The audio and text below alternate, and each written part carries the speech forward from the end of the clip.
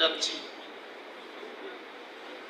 তিনি যখন পৃথিবীতে আসেন তখনকার পৃথিবীর প্রধান আলোচ্য বিষয় ছিলেন তিনি।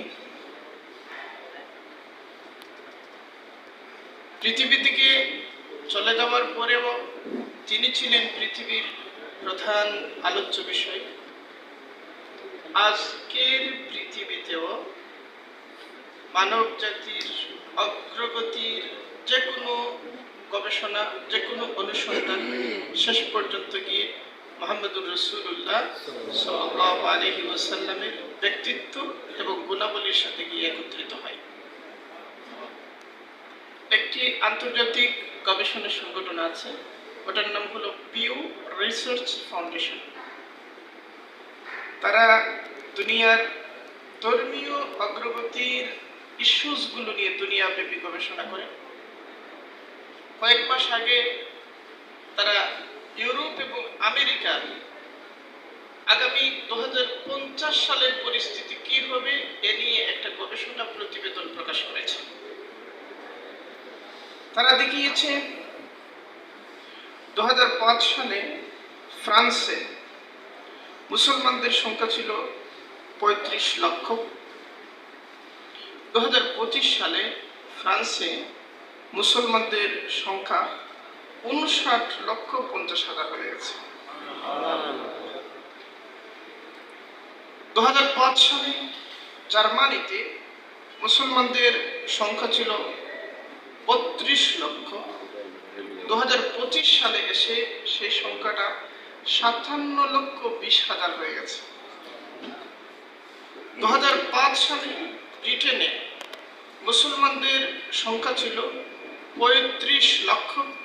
2025 সালে সেটা 41,30,000। ব্রিটেনের মোট জনগোষ্ঠীর মধ্যে মুসলিমদের সংখ্যা হলো 6.1%। জার্মানিতে 6.1%, ফ্রান্সে 8.8%। তারা বলছে এভাবে যদি চলতে থাকে 2050 সালে ইউরোপে দ্বিতীয় প্রধান বৃহত্তর ধর্ম হয়ে উঠবে ইসলাম। এবং এই অগ্রযাত্রা রোধ করবার জন্য কোনো উপায় ইউরোপ আমেরিকার হাতে নাই। একজন খ্রিস্টান পাদ্রী, তার নাম হলো মাজুলিস।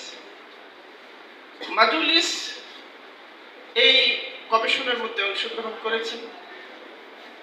তিনি দেখিয়েছেন যে আমরা খ্রিস্টান মিশনারিরা যখন বাংলাদেশের পার্বত্য চট্টগ্রামে খ্রিস্ট ধর্ম নিয়ে যাওয়ার চেষ্টা করেছি, যখন সোমালিয়া খ্রিস্ট ধর্ম নেওয়ার চেষ্টা করছি, যখন মালিতে খ্রিস্ট ধর্ম নেওয়ার চেষ্টা করছি, যখন ভারতের একটা প্রত্যন্ত অঞ্চলে খ্রিস্ট ধর্মকে নিয়ে যাওয়ার চেষ্টা করছি, তখন ইসলাম ধর্ম অতি সঙ্গোপনে আমাদের প্যারিসে ঢুকে গেছে, আমাদের বার্লিনে ঢুকে গেছে, আমাদের ওয়াশিংটনে ঢুকে গেছে।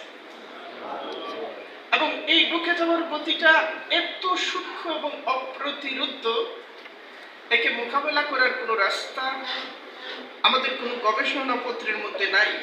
এর কারণ হলো ইসলাম কোনো রাষ্ট্রীয় পৃষ্ঠপোষকতার মাধ্যমে আসছে না, কোনো মুসলিম সেলিব্রিটির উপর সোয়ার হয়ে আসছে না, কোনো প্রচারকের প্রচার কৌশলের উপর আসছে না, কোনো বৃহত্তর এনজিও সংগঠনের অনুদানের উপর আসছে না। ইসলাম আসছে এমন এক মহামানবের আদর্শের উপর ভর করে, যার বিপরীত আদর্শ পৃথিবীর আর কোনো জাতির হাতে নেই। কোন রাষ্ট্র পৃষ্ঠপোষকতা করছে না।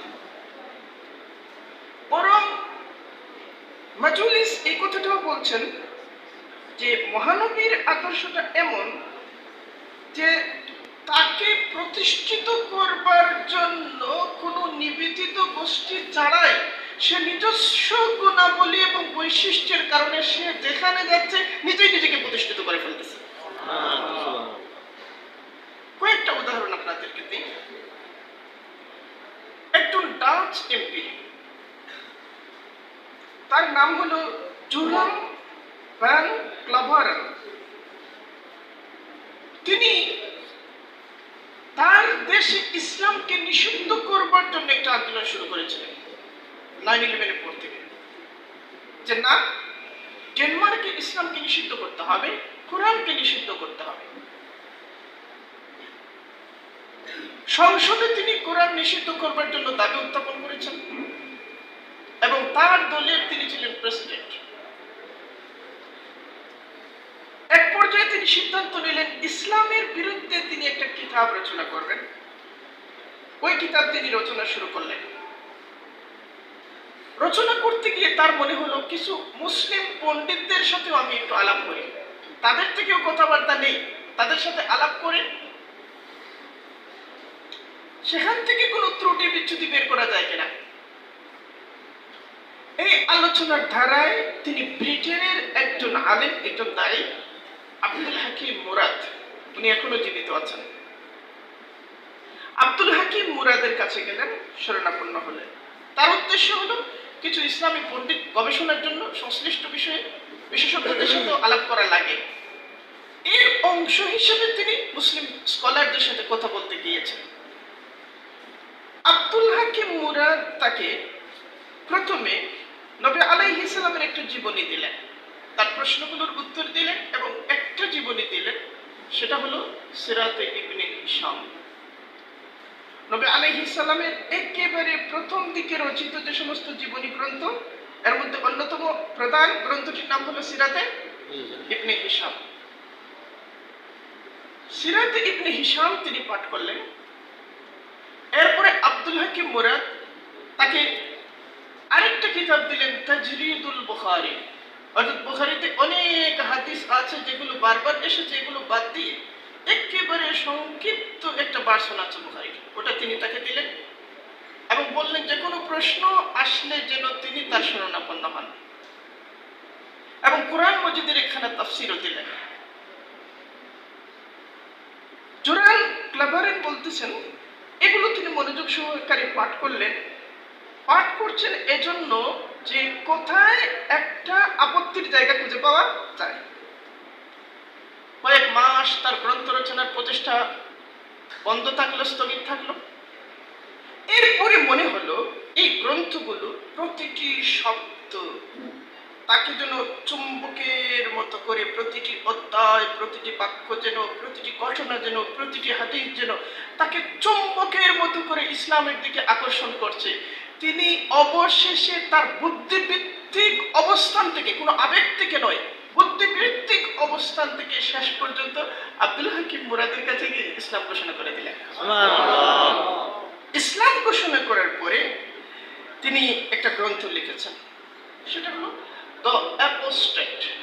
অ্যাপোস্টেট এর অর্থ হলো খ্রিস্ট ধর্মে আমরা যাকে ধর্মত্যাগী বলি, মুরতাদ বলি, খ্রিস্ট ধর্মে যারা ধর্মত্যাগ করে তাদেরকে অ্যাপোস্টেট বলা হয়, তাদেরও শাস্তি ঘোষিত আছে তাদের ধর্মগ্রন্থে।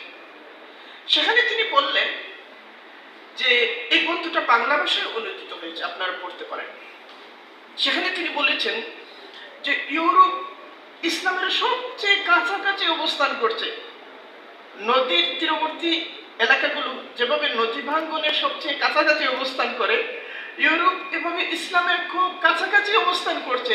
পুরো ইউরোপ ইসলাম গ্রহণের জন্য তৈরি। বাধাকে বাধা America, Russia, Spain, Canada, Britain, Australia কেউই না, বাধা হচ্ছে মুসলমানদের আচরণ।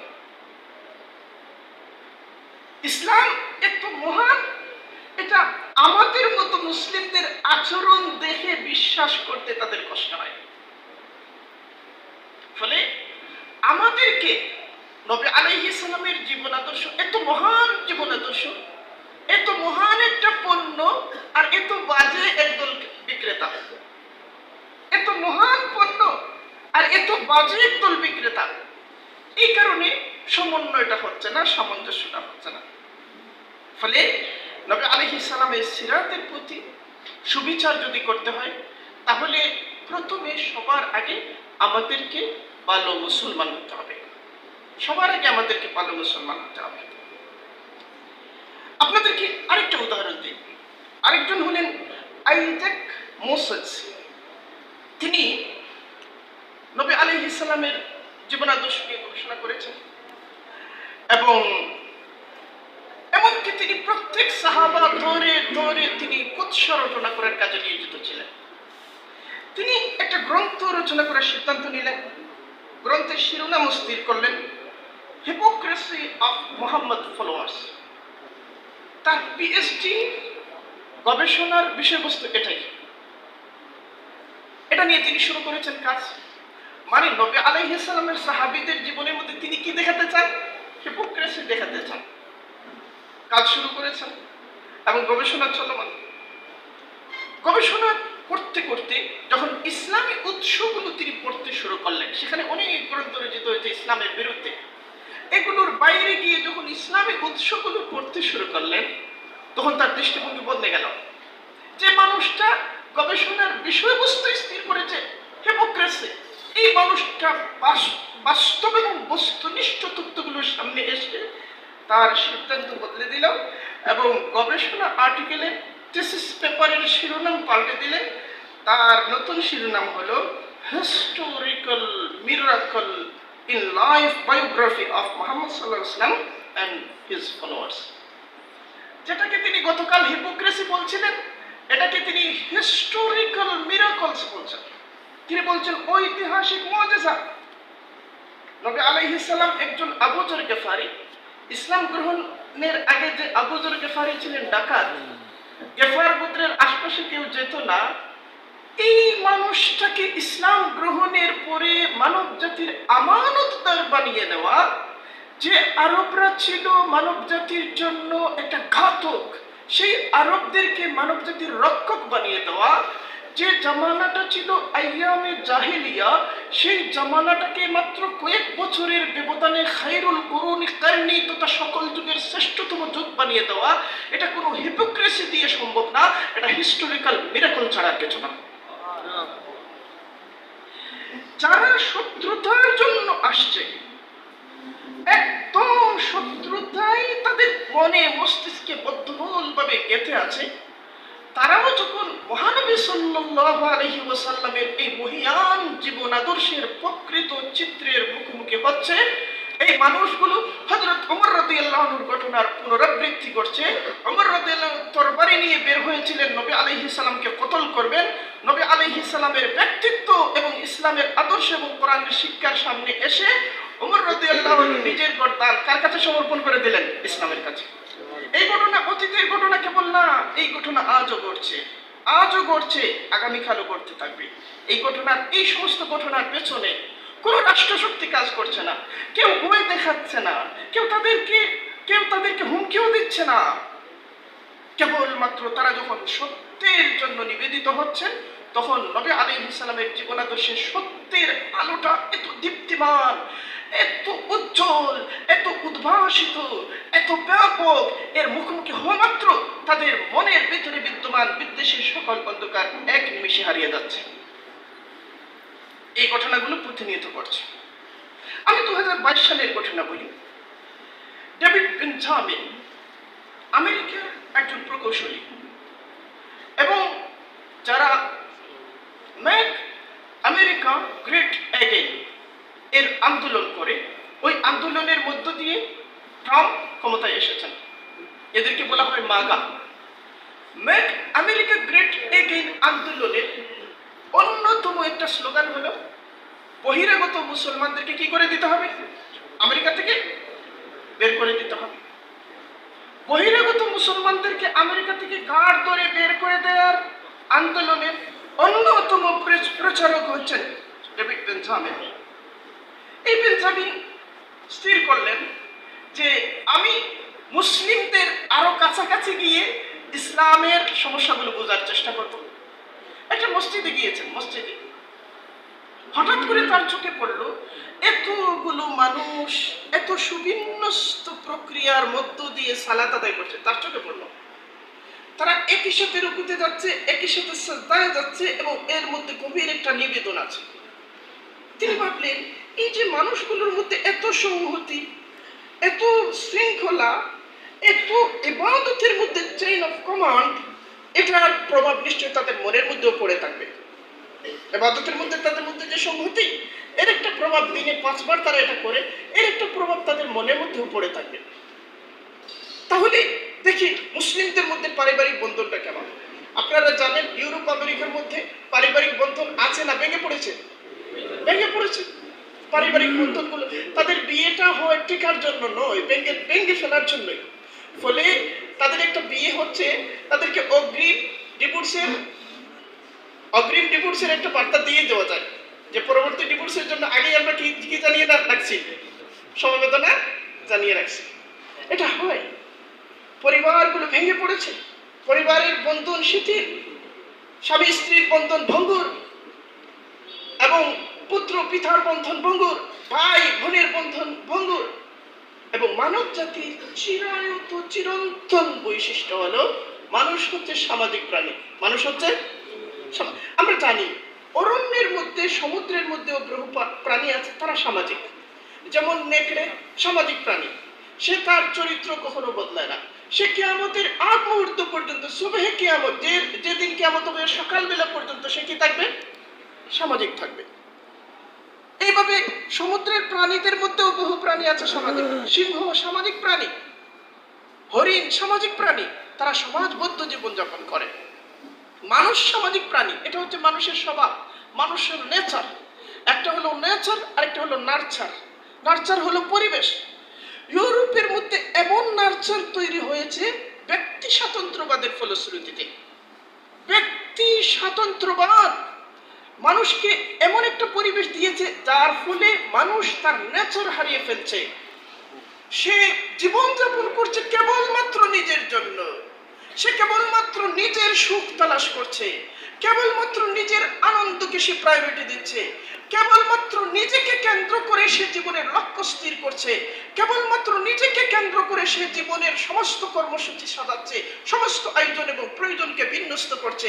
এবং এটা করতে গিয়ে সে অন্যের প্রতি তো সুবিচার করছে না, এমনকি নিজের প্রতিও সুবিচার করতে পারছে না।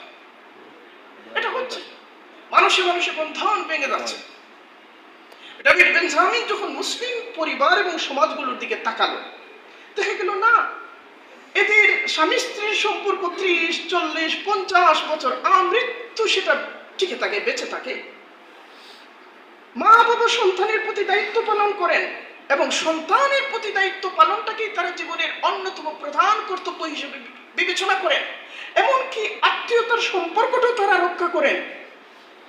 এই শুধুমাত্র নবীজির শিক্ষার একটা মাত্র এই দিক লক্ষ্য করে যে ডেভিড বেঞ্জামিন ইসলামের বিরুদ্ধে আমেরিকার সবচেয়ে গুরুতর প্রচারকদের একজন ছিলেন। এই কয়েক বছর আগে 2022 সালে তিনি প্রকাশ্যে ঘোষণা দিয়ে ইসলাম গ্রহণ করেছেন। এটা হচ্ছে নবী আলাইহিস সালামের শিক্ষার মুজিজা, নবী আলাইহিস সালামের জীবনাদর্শের মুজিজা। এই মুজিজা কেবলমাত্র অতীতের ব্যাপার না। নবী আলাইহিস সালামের মুজিজার কয়েকটা প্রকার আছে। একটা মুজিজা আছে, নবী আলাইহিস সালাম দুনিয়া থেকে বিদায় হবার মধ্য দিয়ে ওই মুজিজা কি হয়ে গেছে? নবী আলাইহিস সালামের সাথে শেষ। নবী আলাইহিস সালামের দেহ সত্তার সাথে সম্পর্কিত মুজিজা। আরেক মুজিজা হচ্ছে ইলমি মুজিজা। ইলমি মুজিজা এখন পর্যন্ত চলমান।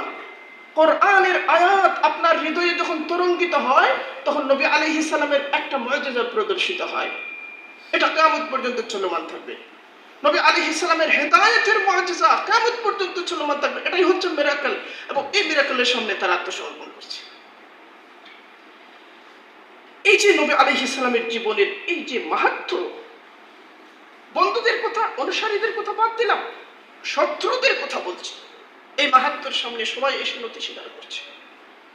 দেখেন, নবী আলাইহিস সালামের জীবন সময়ের বিচারে ছোট্ট একটা জীবন। সময়ের বিচারে আমরা যদি মাদানী জীবনের দিকে তাকাই, মাদানী জীবন, আমরা তো পুরো জীবন নিয়ে কথা বলতে পারবো না। নবী আলাইহিস সালাম হিজরত করলেন 622 খ্রিস্টাব্দে। যে মাসে হিজরত করলেন মাসটা ছিল সেপ্টেম্বর। যে তারিখে হিজরত করলেন ওই তারিখটা ছিল সেপ্টেম্বরের 12 তারিখ। মদিনা থেকে তিনি রওনা, মক্কা থেকে তিনি রওনা হলেন মদিনার উদ্দেশ্যে,